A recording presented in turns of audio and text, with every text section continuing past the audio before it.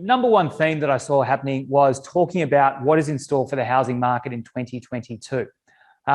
Now, it's pretty important to have a good understanding of this. So there's 8 key trends that I've seen. There is going to be more balance this year. Sorry, was the sound right? Yeah. More balance in terms of the housing market. We're perhaps going to see, what I'm saying in terms of listings versus number of buyers out there. Price growth is probably not going to be as strong as it was last year. However, it's still going to be very strong. Definitely an upgraders market.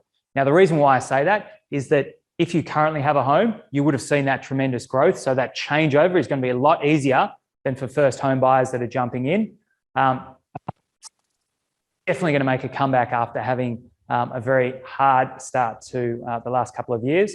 Investors, they're slowly going to start coming back as the rents start to get better. Occupancy is better. Southeast Queensland, as always, a lot of chat about how it's going to go with the Olympics coming in. And regional markets, whilst they've been popular, I think it's those that are within commutable distance that will continue to be strong. And interest rates are obviously the trend they're going to be going up. All right, I've got a few seconds left. The timer is going to go. I also wanted to just touch on the auction results from last week, if I can bring those up.